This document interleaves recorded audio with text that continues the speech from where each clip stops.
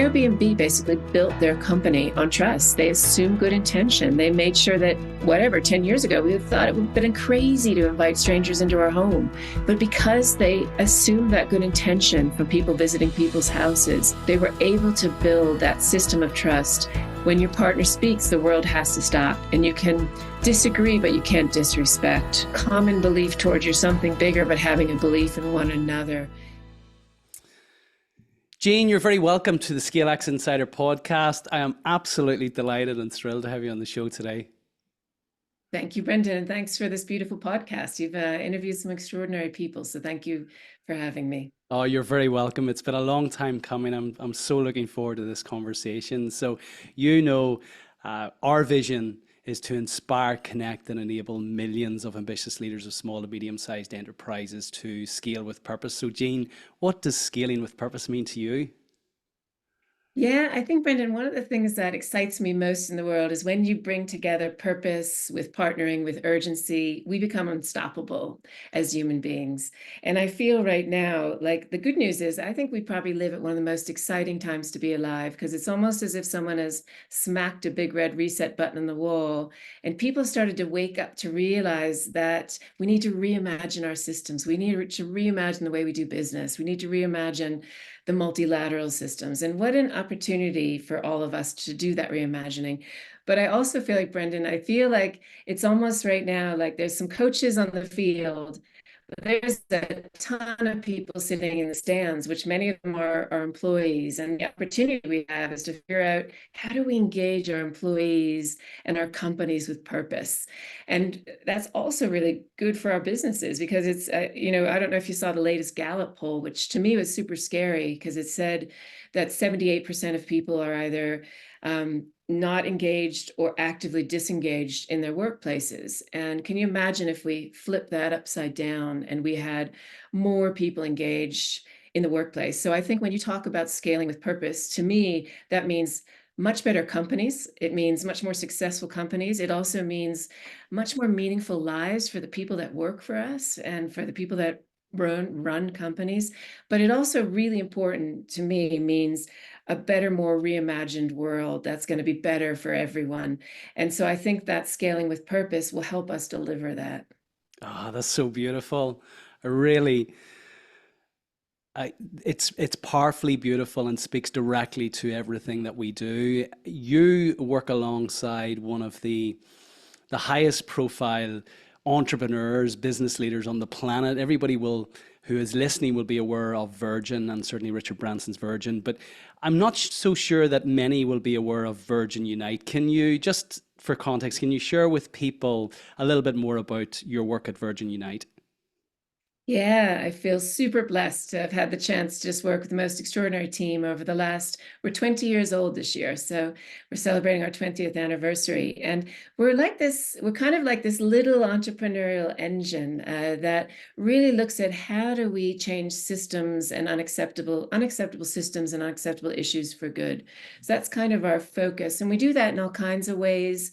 We support great frontline entrepreneurs that are doing amazing things to change systems, to change societies, to work on the environment. But then we also use our voice. And when I say our voice, I mean Richard's voice and the brand's voice, to really step out around unacceptable issues, whether that's things like ending the death penalty or LGBTQ rights, or stand up for issues that perhaps aren't getting the noise that they need in the world. But then we also have built this extraordinary community that we work with, because we've never done anything alone over the last 20 years. We've always done it in partnership. And one of the things that we do is we build these collectives of leadership, collectives of leaders who come together to really change the system. So we started incubating these collectives of leaders almost 20 years ago now, and we've done about 20 of them over the years. We build them, we bring in great management teams, we bring in capital, and then we spin them out to become independent. So no one brand or no one organization biases them, and they can just work, as we call it, on behalf of the universe. And the first one that we did was called the Elders, and that's a group of global leaders working on behalf of peace and human rights. We then did one around the B team, which is around a group of business leaders coming together to support a better way of doing business for the world. And the most recent one we've just done is the Planetary Guardians. But then I think the beauty, Brendan, of these collectives is we're really building this extraordinary network of leaders around the world that can come together to work together on changing systems. And that's been one of the most beautiful things to see, is just the power of these groups of leaders when they come together.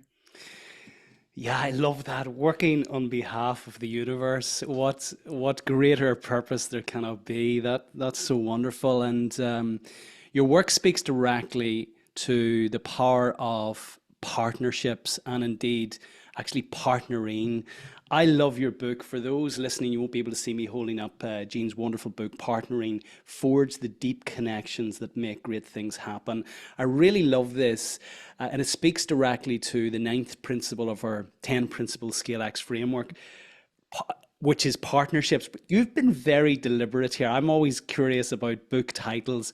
Why partnering and not partnerships? Yeah, and first, just congratulations to you, because I watched a bunch of your videos from what you guys are doing with bringing together small, medium-sized enterprise, helping them scale, and just to see the camaraderie and the joy amongst those groups that you bring together. That's an example of partnering. I mean, that's the beauty, is when people come together like that. So well done on creating that environment, because that's a hard thing to do. Thank you. But yeah, it's just amazing. And amazing the joy that you bring. You can just, again, feel how happy people were and how they left there feeling on fire and ready to scale their business. But yeah, it's oh, sorry, I'll just pause for a second. There's a FedEx man, so you can hear the dog in the Don't worry about the dog. That's brilliant. She does. She's not happy with the FedEx people when they No. come. Our FedEx, or our equivalent of FedEx, have become very clever at this end. They bring treats for our German Shepherds, so they throw out the treats and then quickly run to deliver the parcels.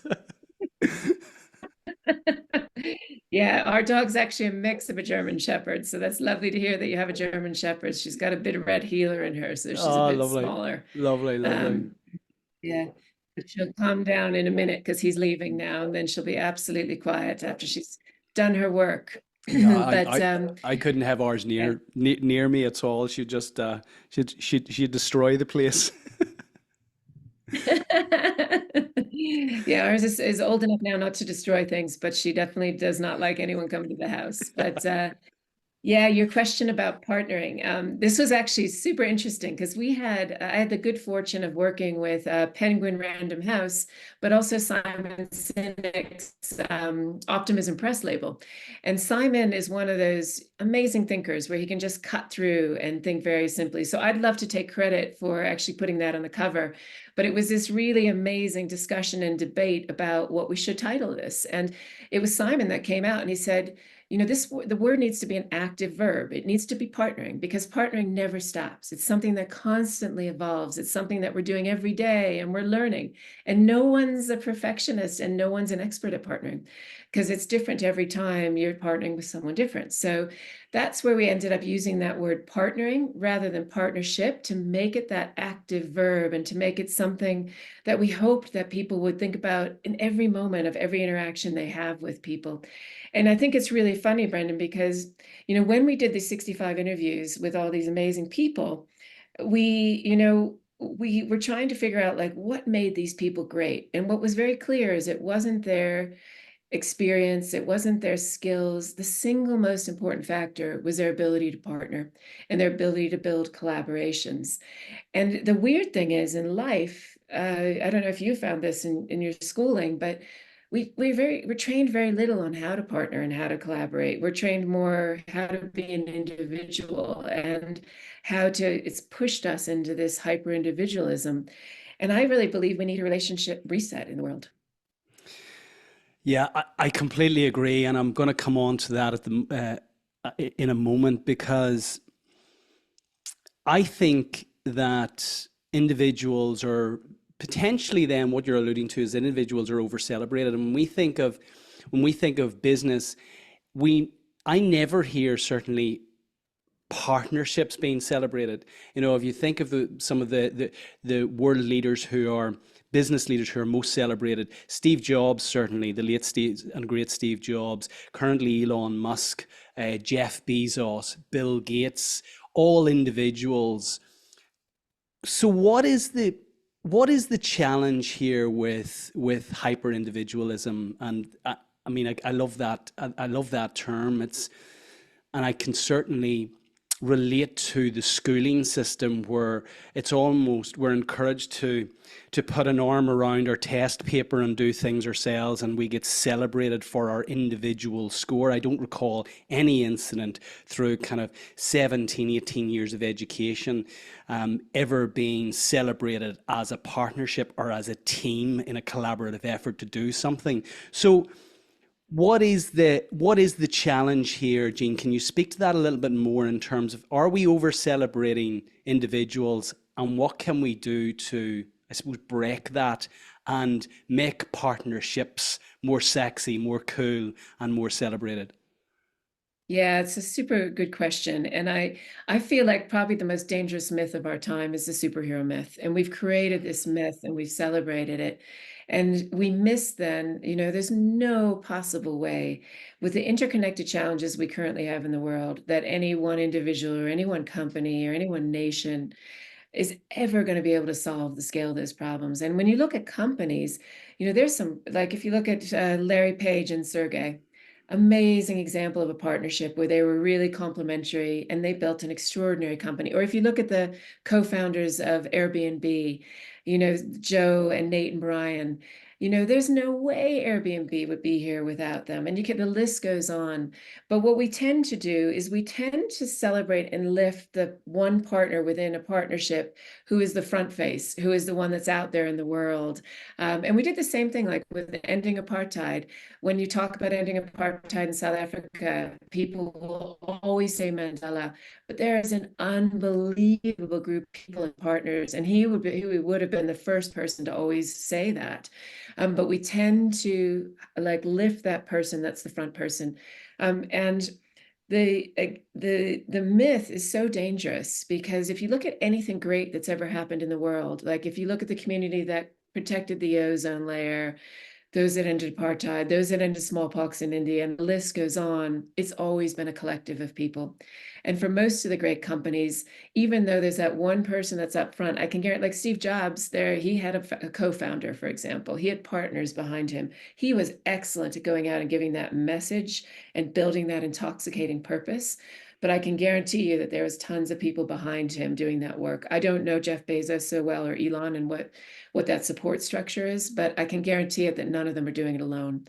And I think lifting those people around and celebrating those partnerships is where we need to go now, because that's what builds that longevity. That's what builds companies that, again, when we interviewed the 65 partnerships, the center was usually at least two people, sometimes three or four, that then built these larger scale collaboratives, built these incredible companies to make them successful.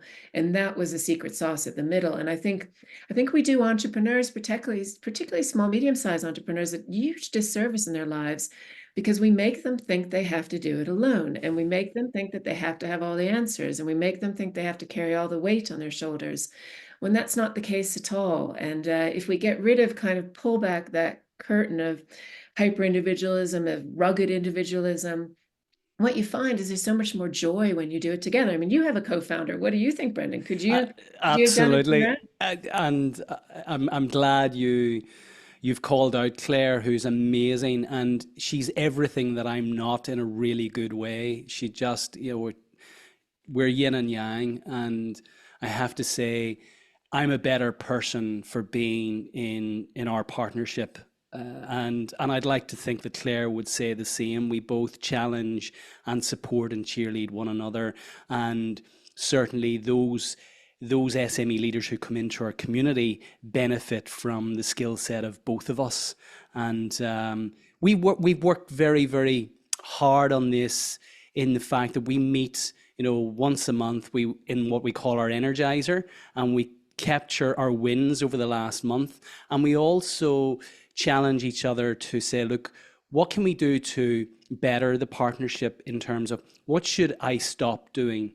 What should I start doing? And what should I continue doing? And we have this stop, start, continue dialogue to ensure that we're being the best versions of ourselves for each other and for the benefit of our community. So I could have a podcast alone on Claire because she's such an incredible individual, and I'm very, very, very fortunate. So yeah, that you're speaking to an open door here, Jean.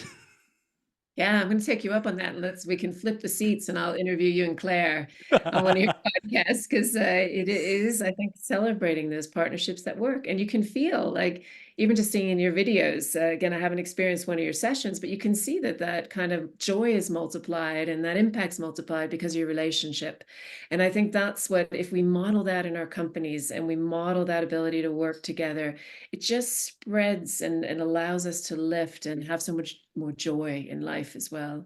Yeah, I completely agree. And there's another aspect to this as well. It's you get someone to celebrate Mm. the progress with. I would find this a very different experience if I didn't have Claire and I was CEO of a business for 12 years, in that business for 17 years, and we're very much in partnership with the two other shareholders, and I'd certainly strong relationship with a very strong relationship with one of those shareholders. We're still part of another company, and again, the having that person to celebrate things and to certainly when you're in a trusted partnership to bounce things off one another and come together, share your view, but know that by the time you debate and discuss, something better will emerge. And so I'm very, very passionate about this. What do you think, Jean, hinders more partnering and more partnerships? Yeah, I think we've built all of our systems to actually focus on pushing ourselves away from one another. So I think it definitely starts in school. It starts in people thinking that they have to be the one to get the gold star at the top of their sports company, be the single superhero. So I feel like we begin it there and then we perpetuate it as we go along the chain. In companies, for example, we create incentive structures that get people to want to compete with one another. And I was interviewing Draper Richards Kaplan, which is a investment house and also as a social enterprise arm.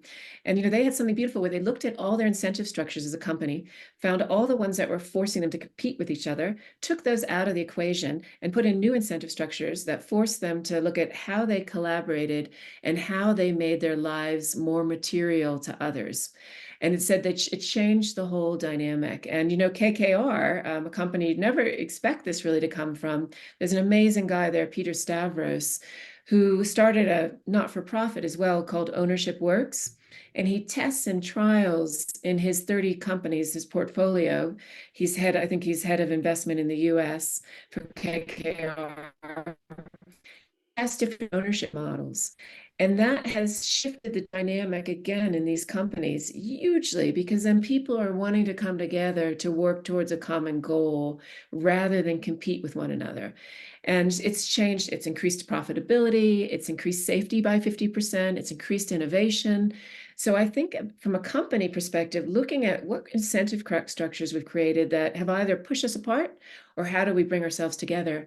And I think the other thing is culturally, I think the stories we tell ourselves about these superheroes and also about how we treat people within our companies. I'll never forget, this is a long time ago, but when I was first starting in my first job, my first well-intentioned boss, I was working in telecommunications, and he gave me two books. And the first book was The Art of War. So how to compete in corporate America. So right away, I'm putting me in that competition mindset. And then the second one was, take a guess. You There's may any know number already. of them. It was actually The Joy of Cooking. So just in case I didn't make it in The Art of War, I would have a fallback as a female. And that's the message I got. I don't think he meant to give me that message because he was actually a lovely person. But I think culturally, the way we share stories, the way we get people to think, it's again about thinking about having to survive as an individual. And like that, those stories for me when I was a young female, again, many years ago, set me kind of off on this mission to want to break as many glass ceilings as I possibly could, to think I had to do that alone. And the more and more glass ceilings I broke, and then when I got up to CEO board level, I felt super alone and I felt super disconnected from others and also disconnected from myself. And so I think, to answer your question, I think we push people in that direction. I think every step of the way, our training when we go to school, in the companies, and also culturally, how we tell each other stories. Yeah, there's so much in that, and I was one of those executives that was guilty of reading Art of War and encouraging other team members to read Art of War, because this is something that we were told to do at that stage. This would give us an insight into strategy that was ancient, that was rooted in these fundamental truths or principles. And I've come to despise the military language that's used within companies. I don't like, even chief executive officer as a military term, this notion of the highest ranking officer. And then the moment we say CEO, we think of this traditional hierarchy. So we immediately think of the triangle structure, the hierarchical structure. Even the term mission is a military term. Strategy is a military term. Our targets, firing people. These are all military terms that are now part of the business lexicon, and certainly as part of our work. I want to try and eradicate this. If we go to the etymology of company, just as you were speaking, I enjoy going to kind of searching up the etymology of different words. And company is two Latin words: cum, which is together, and pan, which is a derivative of panis, which is together with bread. So it's essentially this coming together to break bread together. There's nothing military about that. There's so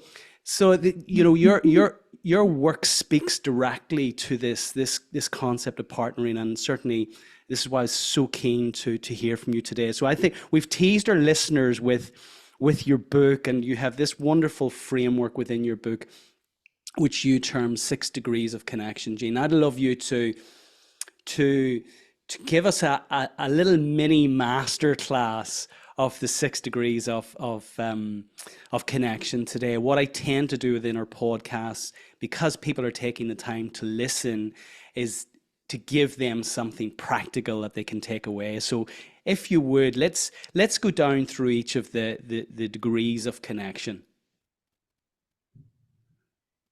Yeah, no, thank you, Brendan. And the magic of these degrees of connection is it's not my wisdom. We went out and found 65 plus of the best partnerships in the world, the best collaborations. And then when we were interviewing them, we started to see these beautiful patterns emerge. And so we started to code thousands of pages of interviews. And then that's where these beautiful 6 degrees came out. So it's grounded in the wisdom of people who have been there and done it before. And what was really interesting is the first degree. When we first chose these people, we chose them because they'd done something of purpose, they'd done something bigger, but we never realized how important that was, not just for their business, to make sure their business succeeded, that they had that something bigger vision, but also for their employees, for them as people within the company, and how that built a more meaningful life, and in turn built deeper connections between them. So it kind of had a multi-benefit. And so the first degree that was really clear was this concept of something bigger, or what I would call an intoxicating purpose. And it was things like Ben and Jerry did not go out just to build an ice cream company. They were building a company to change the world. And they were very clear on that from day one. And so I think for companies that are listening right now, I can't overestimate the importance of purpose and thinking through your purpose and having a clear purpose that you can get everyone to rally behind. And it doesn't mean it has to be a perfect purpose, because it may evolve over time. And sometimes I think as businesses, we can get stuck into that whirlpool of thinking so much about every word that we don't come out with anything that's meaningful. I think it has to be something that motivates you every morning, gets you up out of bed, motivates your teams, and that they're very clear on that direction. But that was the first degree. And linked to that, yeah. Yeah, before you move on, because it's interesting, we've just come from a workshop to coach our participants through crafting their own purpose. And certainly, you wouldn't initially relate an ice cream manufacturer, an ice cream company, with changing the world. And certainly the participants who are coming to this for the first time really struggle with this. They're coming from all industries, and they get caught up in this notion of, does my purpose have to be something that changes the world? But look, I'm manufacturing rugs. How do I change the world? And get anxious that they're they're maybe forcing a purpose statement that they can't necessarily align with, but they feel compelled that, well, this is important, but they don't feel quite congruent with it. Do you have any advice, Jean, as to how best to unearth your purpose? Yeah, and what's really interesting about the carpet example is, Ray Anderson, who ran Interface Carpets, changed the world through his carpet company. And so I think don't ever underestimate whatever kind of company you have out there. There's the potential to use it to change, whether that's the world or your community. But in saying all of that, my father was an amazing entrepreneur. He worked for Sears and Roebuck for 40 plus years in his life. And his purpose was to bring joy to everyone he came into contact with. And, I remember finding this beautiful big brown book with his name, Robert Oelwang, in Boston handwriting in gold on the front from 1968. And he had been the store manager of Sears and Roebuck in Burlington, Massachusetts for 10 years. And this was a book that his employees gave him when he was leaving that store. And, inside it talked about how a retail store is just bricks and mortar until human beings breathe life into it. And then they talked about my dad as their guide rather than their boss. And then page after page was things like, thank you, Bob, for when I had a drug addiction, for realizing it was a health issue and helping me through it. Thank you, Bob, for when I stole from the store, giving me a second chance. Thanks, Bob, for when, never forgetting us single moms on Mother's Day and bringing a plant in. And I share that story about my dad because it was just an important reminder to me that purpose can be as simple as making sure you care about the employees that work for you and you give them an extraordinary life. And that was my dad's purpose. He brought joy to everyone. And so I agree with you, Brendan. I think we shouldn't get caught up in thinking you're changing the world by changing those individuals' lives. It doesn't have to be something grander than that. That's grand enough in its own right. Yeah, I love that. And I always say to the leaders, it's just it's like analogous to dropping a pebble into the pond. Your dad, Bob, that's a beautiful story, started dropping pebbles into a pond, and it just created ripples and ripples. And those people that he shared his joy with, that he deeply cared for, were going home and clearly bringing that energy into their home environment. And if they had children, those children were bringing that energy into their relationships, and so it continues. So I love that. The second degree of connection. Yeah, the second degree is called All In. And this was a really interesting one because, it actually started with Ben and Jerry. Because I asked them, I said, how did you make Ben and Jerry so successful? And they both just started giggling and saying, we were all in, we were all in. And then I heard this again and again in these interviews, that they had each other's back 100% of the time. And, I've had the good fortune to work with Ben and Jerry for some 20 years now. And one of the most beautiful things is you can never, like when you're with them, you'll never see a moment of body language or a word that undermines the other.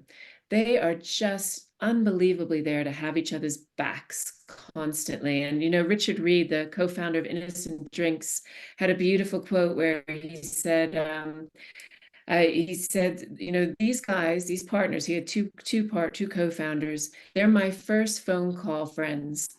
I know that if anything ever happened, they would be on the other end of the line with me.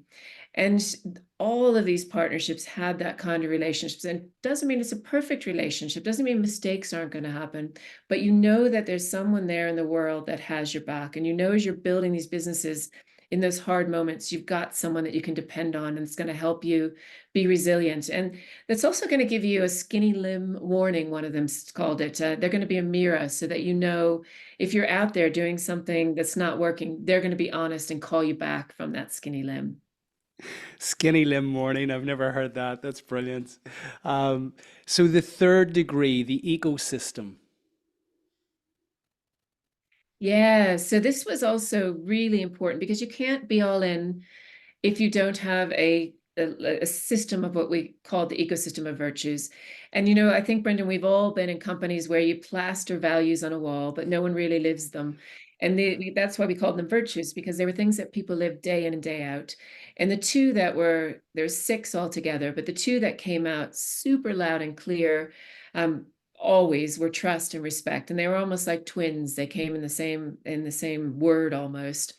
And that trust one was a really interesting one because there's a lot of questions around what if trust breaks? And firstly, everyone's going to make mistakes. Trust is going to break. And the key is one of the partners called it building that log fire of trust. So when it breaks, you're honest. And, a lot of the partnerships, and when we were talking about this system of virtues, they said the single most important two words in our partnerships, or really three words in some ways, is I'm sorry. And I'm sorry, and how important that was to acknowledge mistakes and then to figure out how you move forward from there. But the trust was really critical, starting with making sure that you assume good intentions from one another, and that you really give the person that trust and that respect when you're having conversations. Also, another part of trust is trusting yourself, because you can't trust others unless you really have that deep trust in yourself, and creating the transparent and clear roles and responsibilities, making hard conversations the norm. There were so many examples they gave of how they built trust. And Airbnb basically built their company on trust. They assumed good intention. They made sure that every little thing they were doing, as they allowed, because whatever, 10 years ago, we thought it would have been crazy to invite strangers into our home. But because they assumed that good intention from people visiting people's houses, they were able to build that system of trust. And they were able to also build in things that would catch when mistakes were made so they didn't blow up the company. So trust was critical. Respect was also critical. This is what we called unshakable respect. And again, Richard Reed, from the co-founder of Innocent Drinks, had a beautiful phrase where he called his co-founders, the three of them, they're like Legos, not jigsaws. So it was that electric current of difference, and they were all radically different, allowed them to build this extraordinary company, Innocent Drinks, that eventually started out really small with the three of them coming out of university and built into something that was eventually sold to Coca-Cola.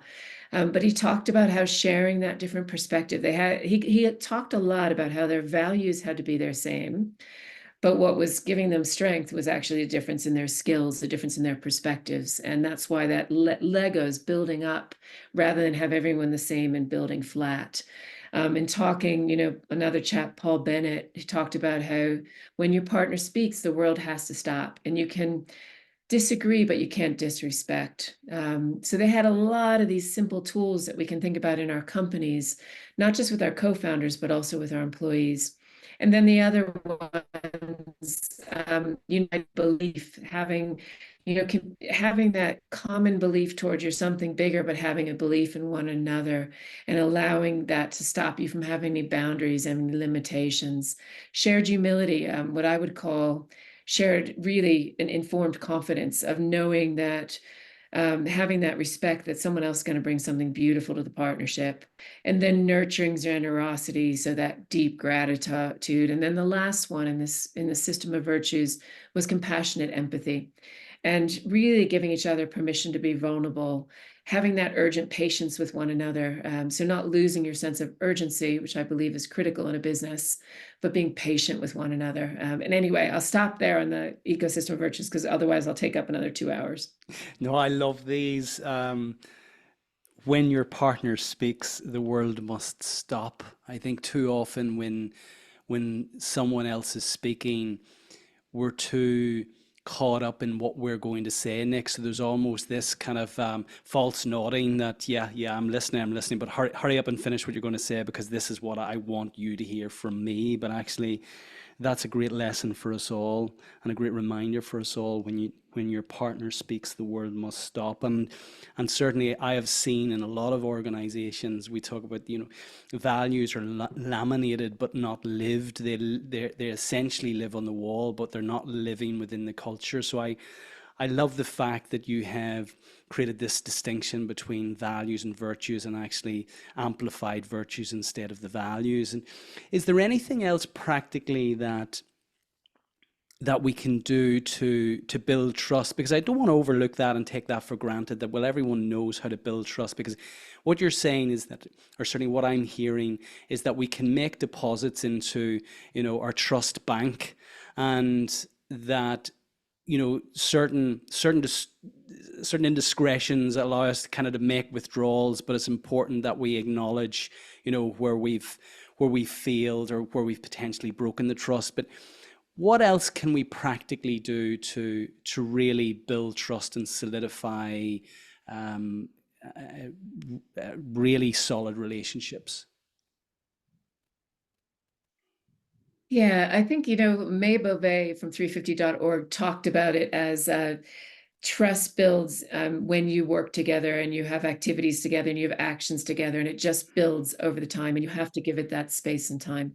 But this actually links beautifully into the fourth degree, because one of the most important things that I hadn't expected when I did these interviews was something we ended up calling magnetic moments, which is really authentically putting in place moments where you can build that trust and build that respect for one another. And all of the companies that we interviewed had these moments, whether they were rituals, traditions, daily practices. And some of them are super simple. Like the guys from Innocent Drinks had the CEO show every month, and then they had open doors where a open door hour where people could come in and talk to them, and just creating that space. One of the ones I loved was from an Airbnb, which I stole, that I use in my team now, which is something called elephants, dead fish, and vomit. So, and I never, ever, ever dreamed obviously that I would ever put those three words in one sentence together. But it was a brilliant idea that Joe and Nate and Brian had, where I think it was once a month they got their team together and they allowed them to talk about the elephants in the room that no one was talking about, but that were there constantly in the background, the dead fish that everyone was talking about, but no one was doing anything about, and then the vomit that people just needed to get off their shoulders. We all have those things with our teams, that something's niggling us or something's bothering us, or we had a bad day, and just allowing people to have that chance to vomit.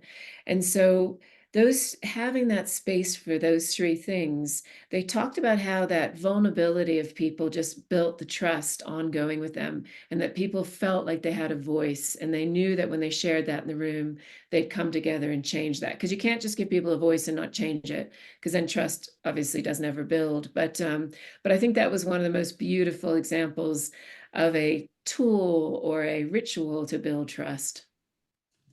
And that certainly infers a really strong culture where there's a real strong sense of partnering, that we're in this together for the betterment of something bigger, which is back to our first degree, so that ultimately we're being honest and open and candid with one another in the context and for the betterment of that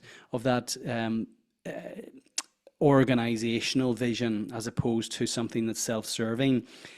What systems do we need to put in place, Jean, to ensure that actually this works? Because I suspect when you introduce this to your team for the first time, that, and I'm making this assumption, but that people were maybe a little bit coy about coming forward with the elephants, with the dead fish, with the vomit, and maybe suggesting that everything was fine, there's nothing here. But like, how long did it take before you really felt the power of this, and what did you have to do to ensure that it actually was effective? Yeah, I think number one is consistency of not kind of doing it and then stopping it.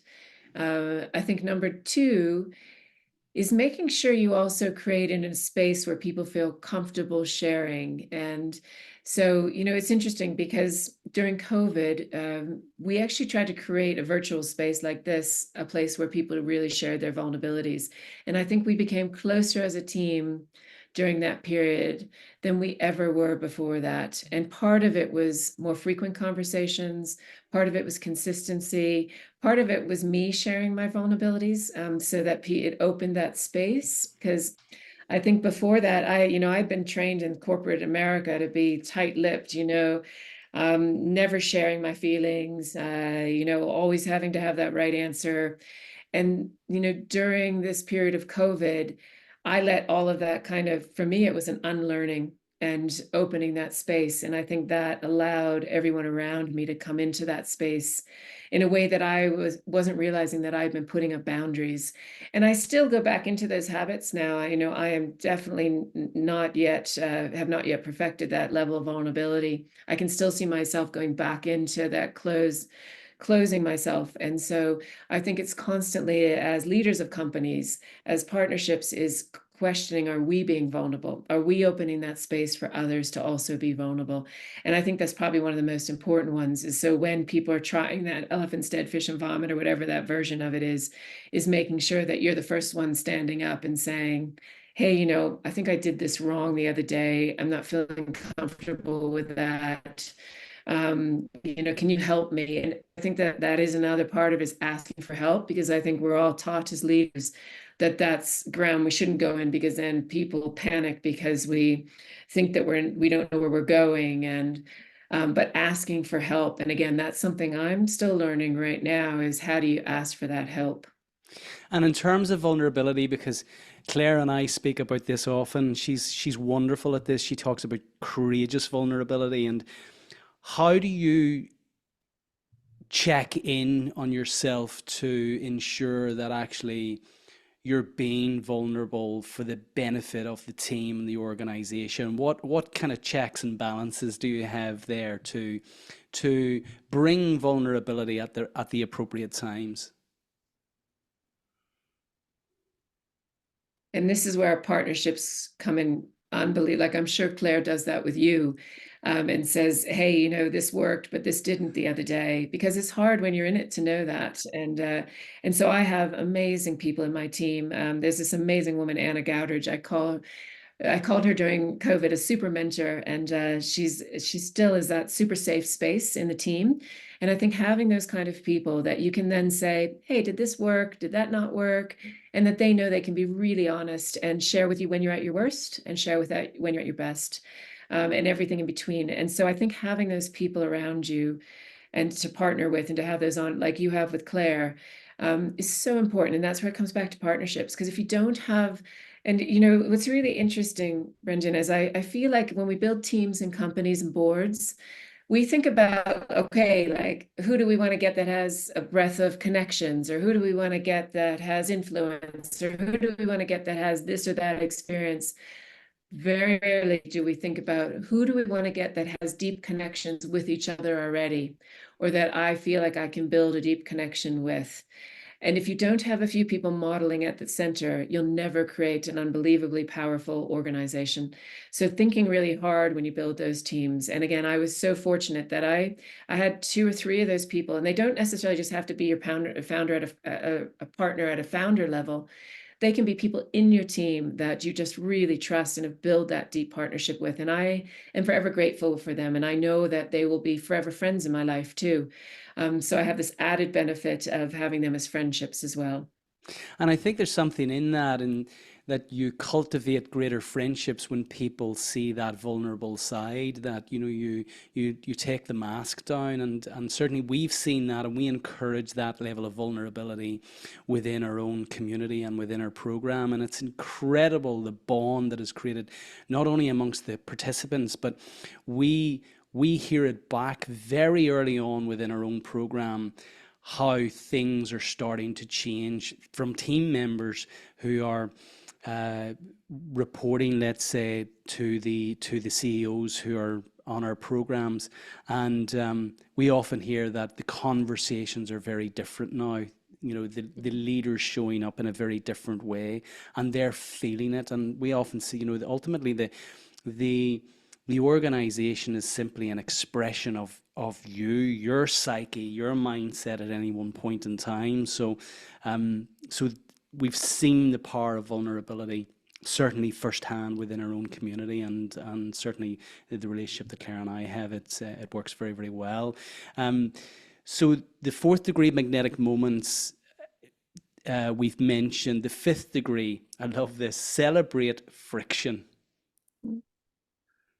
Yeah, and this one I have to admit was probably the hardest one for me to understand and embrace, because I think it's hard for all of us to celebrate friction. And it was extraordinary because friction was not void in any of these partnerships. There's not one partnership that said we don't have friction.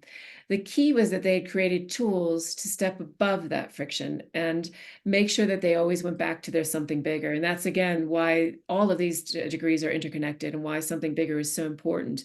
But the key was that they figured out how they could disagree without disagreeing, disagree without being disagreeable.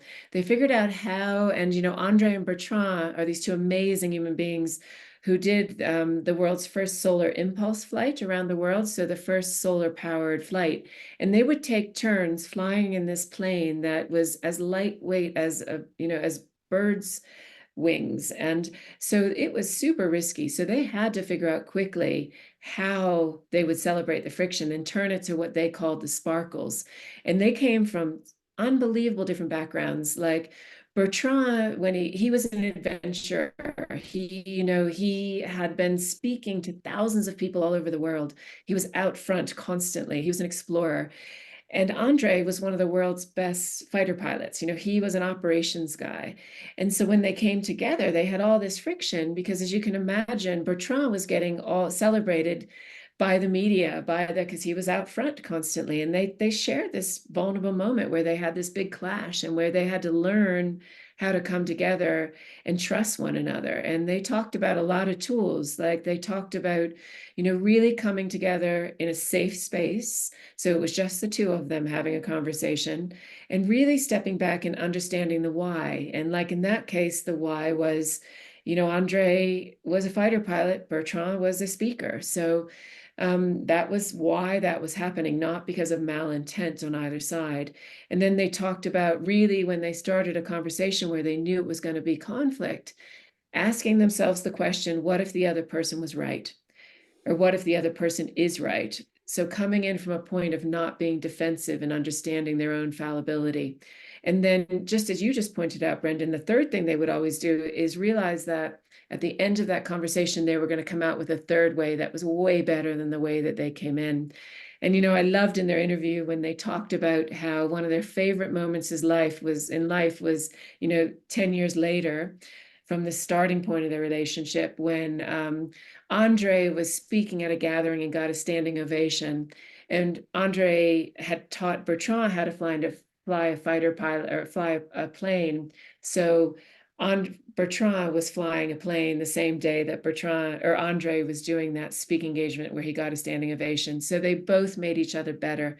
And they talked a lot about how they'd shifted their mentality from competing with one another to competing with themselves to make themselves better.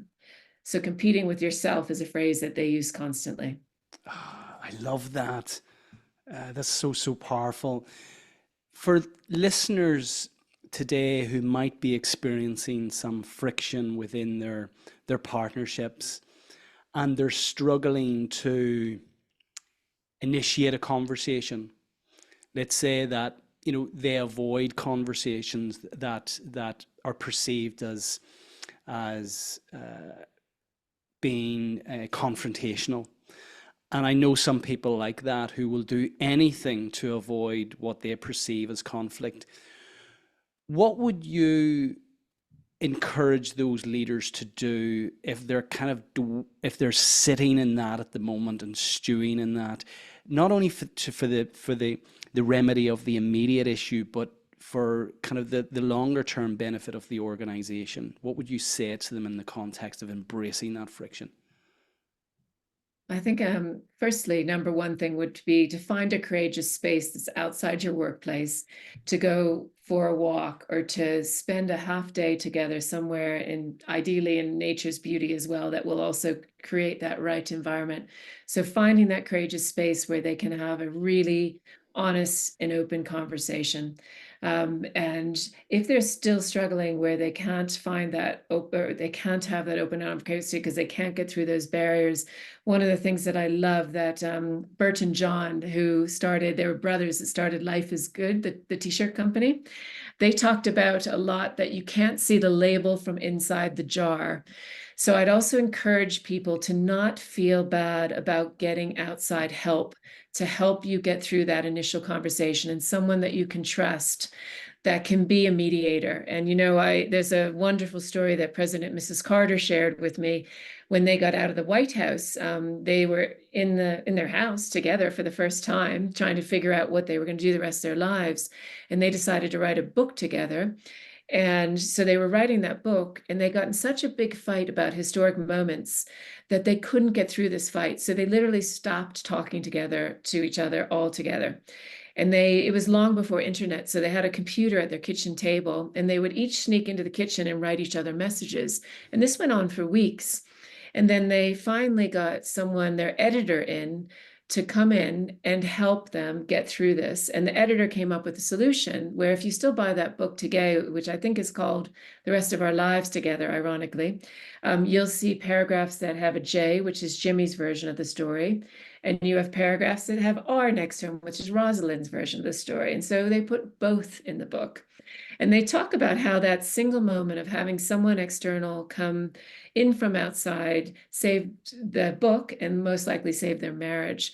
And I share that story because we think people like President and Mrs. Carter and others, these famous people don't have issues. And we all have issues, and we all have struggles we all have places where we are so embedded in a disagreement that we can't see the other side. And so I'd say the second thing is don't feel bad about going for outside help and bringing someone in to help you work through that. Because sometimes that's what it's going to take to get to the other side of it. And I'd say the third thing is some partnerships simply don't work. And sometimes you are in the wrong partnership. And sometimes you need to make that hard call and realize that perhaps that's not the right path for you, and that you each need to find different partnerships. And you shouldn't feel bad about that either. Yeah. Again, such sage advice. I love that.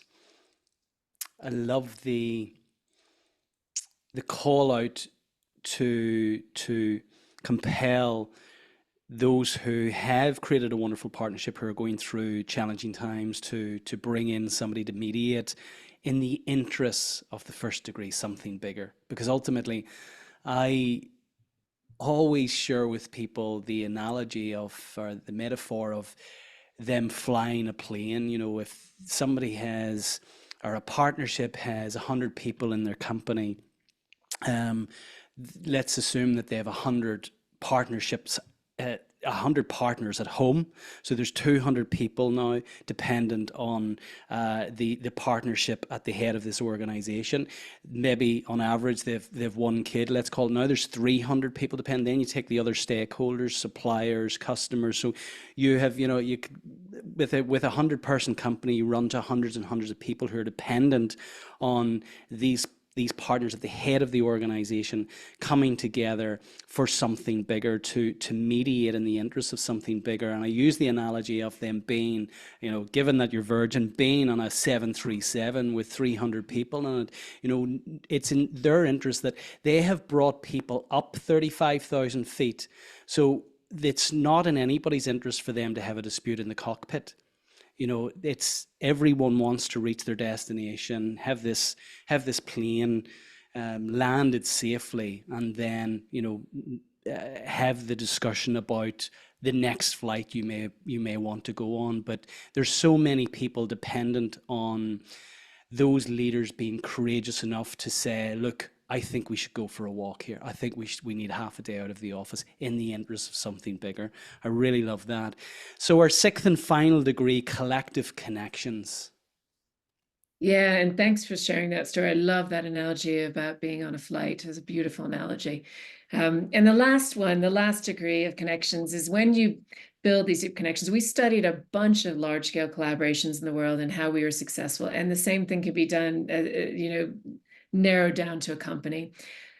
the beauty is then when you take these partnerships at the center and then you build them out. So you build this extraordinary collaboration, which is basically what a company is.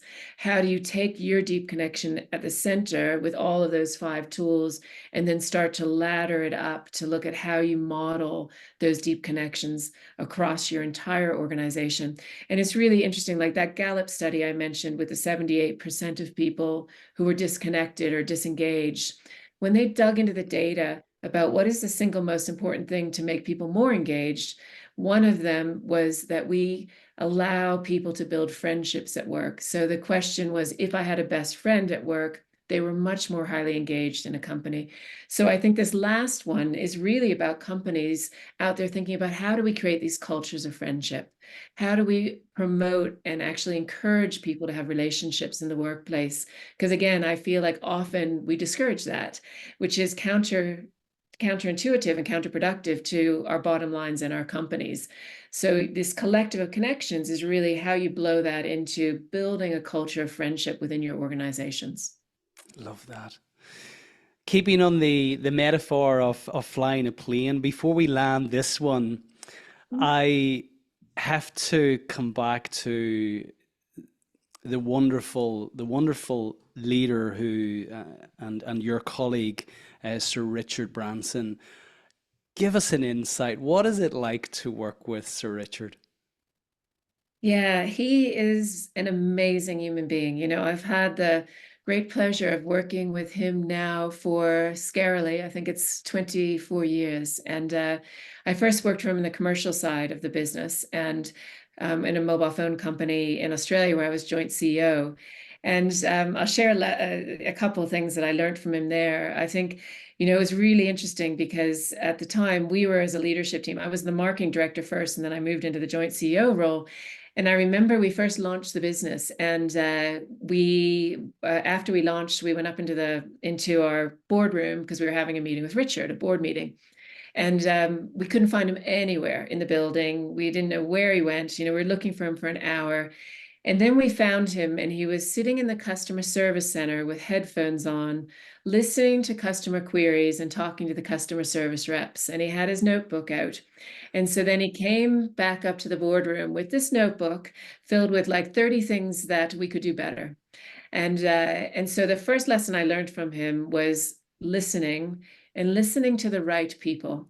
He didn't care about being with the senior leadership. He didn't care about any of it. He cared about us as people, but what he cared about was listening to the customers and listening to the customer service reps. So that was a very important learning for me. I think the other thing is joy and having fun and play in what we do. And I came into Virgin very buttoned up. I blue suit, high white shirts, stockings, blue pumps. I came from corporate world, and I remember planning some of these gatherings we do, and I had, a schedule that was planned from 8 in the morning till 6 at night, every minute filled with content and work and whatever. And he ripped that up immediately. And this is 20 years ago. And, he always made the rule that whenever we did these gatherings, we would have speakers and content from no PowerPoint slides from 8 till noon. And then we'd have afternoons to play together. And that's where the depth and the richness. And I think that has made such a big difference in my life. It's changed my life completely. And it made these gatherings way more effective, way more efficient. And when people were playing together, that's where the magic happened. And another note of joy, he also uses joy to release any tension. I'll never forget when I was marketing director, when we were first launching, I was petrified because I was going to have to go up on the stage with him in front of 50 members of press. And we had done this prank with him where we had hung him from the highest helicopter, flown over the Sydney Bridge, landed him on our customers' cages, released them, and then brought him into the press conference. And I remember he came into the press conference and I handed him his notes to speak at the press conference. And he looked at me and he said, I can't do this. I can't go up on stage. I'm dyslexic and you've made these notes too small. I can't do it. We can't go ahead. And I'm sitting there like sweating bullets thinking, oh my God, I've just blew up the press conference because I didn't have an extra set of notes. And I'm thinking how incompetent I am. And then he just started giggling. And the reason he had done that, it was a joke, obviously, and because he saw how nervous I was, and he wanted to put me in a place of joy before we got up on stage together. And so he just uses that joy to bring in these moments of levity, to relieve that tension. And I think the last thing is he's taught me that anything is possible, and anyone listening out there, anything is possible when we bring that purpose and that partnership and that urgency together when we're building businesses. And we never accept the unacceptable as human beings. I really believe that anything is possible in this world. Oh, that is so, so powerful. So powerful. Something just before we close, because you referenced the incredible Nelson Mandela at the outset, and your book starts with a beautiful story about meeting Nelson Mandela and his wonderful partner, Graça Michel, at a gathering of the elders. And I'd never heard of the elders before, these incredible people who are coming together for the betterment of the universe, in service of the universe. Can you give us an insight what it's like to sit with these people, Jean? Like, are they superhuman? When you're sitting with these people, are their mannerisms different? Are their rituals different? Is their body language different? Is there what are they in some way superhuman? Because you have got an insight that only a handful of people on this planet will ever get in the context of being with those people. Can you share with us a little bit of what it's like to be in their presence and supporting them in great work? Yeah, and just first, yeah, I've been so humbled to have the chance to sit at the feet of these folks over the last 20 years now, really. They're just extraordinary human beings who are so committed to service. I mean, they don't get paid for any of the work they do, and they just are tireless. I remember when we started the Elders, we thought they'd each give a day or two, and it's people like Mary Robinson, who I love from Ireland, who's the chair now, and Ban Ki-moon, and Graça Michel, and Archbishop Tutu, obviously, is one of the first. It's just these extraordinary people that are at a point in their life, they're in their 70s, 80s, 90s, could just be sitting and enjoying their life and their grandchildren, and instead they're giving service to the entire world through the work that they're doing. So just to say that up front, because I have so much respect and gratitude to them. But it was interesting, Brendan, because I remember when I first started helping incubate the elders, these guys were my heroes. I put them up on this massive pedestal. And what was really interesting is I started watching them to figure out how they became who they were in this world. And what became very clear right away is they were who they were because of the partnerships that they'd shaped around them. Whether it was their romantic relationships, the people they worked with, each other, it wasn't that they were some superhuman. It was that they realized the importance of partnering. They realized the importance of building relationships. And that was their superpower. And that's how they became the people that they are in the world today. And that's what actually started me on this journey of writing this book, is because I then became obsessed with how do we as human beings build these deep connections in our lives, and how do we then ladder them up to do larger things in the world. And that's kind of sparked this journey for me for the last 20 years. And their wisdom again comes from that they are unbelievable listeners. They are unbelievably humble people. One person at Kofi Annan's funeral described him as someone that had gentle power.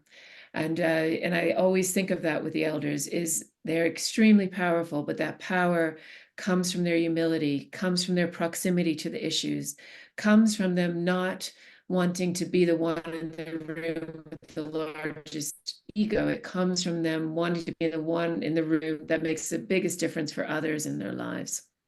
Ah, that's so beautiful, and what a wonderful way to kind of tie a bow in the entire conversation in the context of what makes them superhuman is essentially the partnerships and their devoted attention to partnering throughout their lives.